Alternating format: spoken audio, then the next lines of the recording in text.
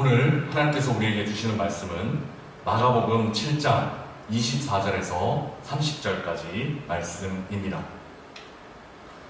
예수께서 일어나사 거기를 떠나 두로 지방으로 가서 한 집에 들어가 아무도 모르게 하시려 하나 숨길 수도 없더라. 이에 더러운 귀신 들린 어린 딸을 둔 한 여자가 예수의 소문을 듣고 곧 와서 그 발 아래 엎드리니, 그 여자는 헬라인이요 수로보니게 족속이라 자기 딸에게서 귀신 쫓아내 주시기를 간구하거늘 예수께서 이르시되 자녀로 먼저 배불리 먹게 할지니 자녀의 떡을 취하여 개들에게 던지니 마땅치 아니하니라. 여자가 대답하여 이르되 주여 올소이다마는 상 아래 개들도 아이들이 먹던 부스러기를 먹나이다. 예수께서 이르시되 이 말을 하였으니 돌아가라, 귀신이 내 딸에게서 나갔느니라 하시매 여자가 집에 돌아가 본즉 아이가 침상에 누웠고 귀신이 나갔더라. 아멘. The Demon Has Left 라는 제목으로 말씀을 나눕니다. 예수님은 그동안 머무셨던 갈릴리 지역을 떠나 이방 지역인 두로 지방으로 들어가셨습니다. 아마 수많은 사람들에게 항상 둘러싸여 계시던 예수님은 좀 쉬고 싶으셨던 것 같습니다. 그런데 여기서도 예수님의 소식을 들은 사람들이 몰려왔습니다. 그중 한 사람이 바로 오늘 본문의 주인공인 수로보니게 족속 헬라 여인입니다. 지도를 보시면 수로는 시리아를 의미하고 보니게는 페니키아를 의미합니다. 이 여인이 귀신 들린 딸을 고쳐달라고 예수님께 나와왔습니다. 이 말을 들은 예수님이 굉장히 낯선 반응을 보이십니다. 낯설다 못해 옆에서 지켜보는 사람이 좀 무안할 정도로, 그리고 이때까지 내가 알았던 예수님 맞나 싶을 정도로 이 여인에게 굉장히 냉정하게 대하시는 것을 볼 수 있습니다. 27절에서 예수님은 이렇게 까칠하게 말씀하십니다. 자녀로 먼저 배불리 먹게 할지니 자녀의 떡을 취하여 개들에게 던지니 마땅치 아니하니라. 여기서 자녀들은 유대인들을 의미합니다. 그리고 개들은 이방인들을 의미합니다. 당시에 괴라는 말의 뉘앙스가 오늘날처럼 욕설로 사용되었느냐 하는 것은 논쟁의 여지가 있습니다. 정확히 알려진 바가 없기 때문입니다. 그러나 분명한 것은 유대인들과 이방인들을 자녀와 짐승으로 구분하고 있다는 사실입니다.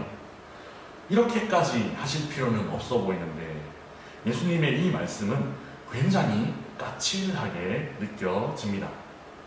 어떻게 이런 낯선 예수님의 모습을 잘 설명할 수 있을까요? 예수님의 말씀에서 중요한 것은 먼저라는 단어입니다. 이는 우선순위를 가리키는 말입니다. 예수님은 아직 유대인 사역이 마무리된 것이 아니라는 사실을, 그래서 이방인들 사역을 시작할 때가 아니라는 사실을 이 먼저라는 단어를 통해 알려주시기 원하십니다. 이와 비슷한 이야기가 요한복음 2장에 나타나는데요. 가나 혼인잔치에서 포도주가 떨어졌다는 어머니 마리아의 말에 예수님은 내 때가 아직 이르지 아니하였나이다 라고 대답하시는 것을 볼 수 있습니다. 예수님의 삶과 사역은 무질서하게 혹은 즉흥적으로 이루어지는 사역이 아니었습니다.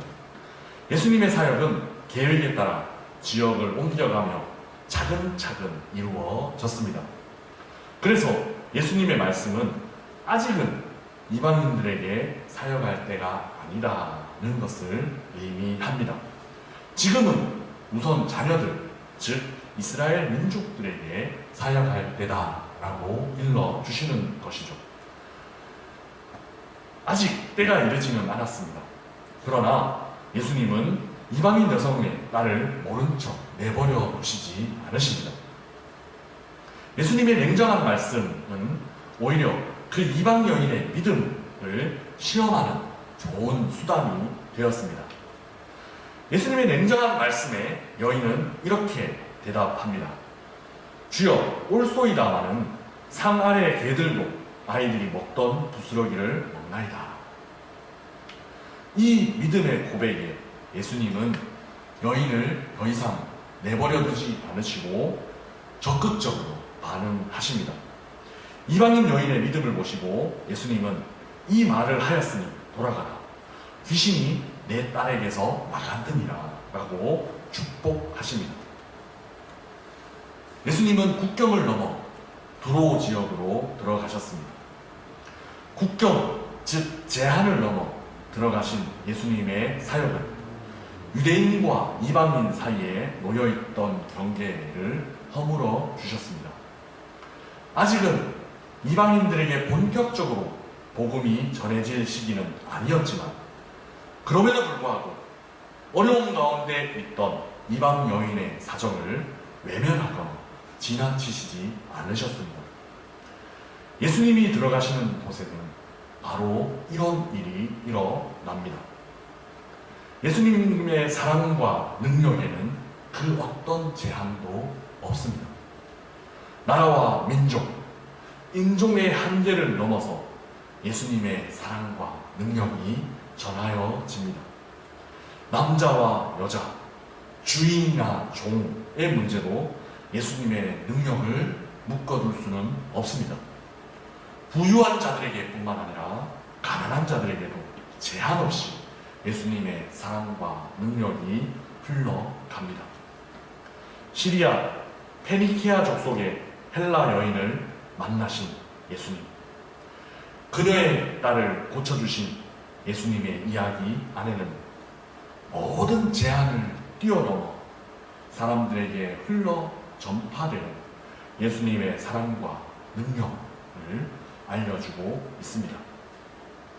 사랑하는 미래청년부 자매 형제 여러분, 오늘 본문 24절을 NIV 성경은 이렇게 번역하고 있습니다. 여기에서 우리는 그의 임재라는 단어에 주목할 필요가 있습니다. 두로 지방의 한 집에 들어가신 예수님을 영어로는 His presence, 즉 그의 임재라는 표현으로 설명했습니다. 이방인 지역은 한마디로 예수님의 임재가 없었던 지역입니다. 예수님의 부재만 가득했던 지역입니다. 여기에서 바로 이 이방인 지역, 예수님의 부재만 있었던 그 이방인 지역에 예수님의 임재가 시작되고 있습니다. 그런데 예수님의 임재와 동시에 어떤 일이 이루어졌는가 하는 것에 우리는 주목할 필요가 있습니다. 예수님의 임재와 동시에 그 지역에 있던 귀신들이 쫓겨나가는 사건이 발생했습니다. 29절에 The demon has left 라고 표현하고 있고 30절에 The demon gone 이라고 기록하고 있습니다. 예수님의 임재는 귀신들이 쫓겨나는 결과를 야기했습니다. 예수님의 제한 없는 사랑은 사람을 짓누르고 있던 영적인 압제로부터 사람들을 해방시켜 주십니다. 예수님의 부재가 예수님의 임재로 바뀌어지는 그 순간 모든 억압의 사슬이 풀어지는 순간이고 인간의 자유가 시작되는 순간입니다. 우리는 사순절 두 번째 주간을 보내고 있습니다. 예수님의 부재 상태였던 우리들의 영과 마음도 예수님의 임재 상태로 바꿔주신 것, 모든 제한을 뛰어넘고 모든 한계를 극복하게 하시는 하나님의 능력이 이 사순절 기간 동안에 우리 각 사람에게 임하시기를 소망합니다. 그래서 바이러스로 인간 한계 상황을 더 절실하게 느끼는 이 시기에 모든 한계를 초월하여 역사하시는 그 하나님의 임재로 가득한 미래청년부 친구들의 이제 시작하는 한 주간이 되시기를 주님의 이름으로 부탁드립니다. 기도하겠습니다. 사랑의 주님, 어떤 제한도 한계도 없으신 예수님의 사랑과 능력을 의지합니다. 이제 시작하는 우리들의 한 주간이 예수님의 부재 상태가 아니라 예수님의 임재로 가득하게 하시고 그 예수님의 능력을 의지함으로 어둠 가운데 빛을 경험하는, 그리고 절망 가운데 소망을 만들어가는 우리 미래청년부 친구들과 선생님들이 다 되게 축복하여 주옵소서. 예수님의 이름으로 기도드리옵나이다. 아멘.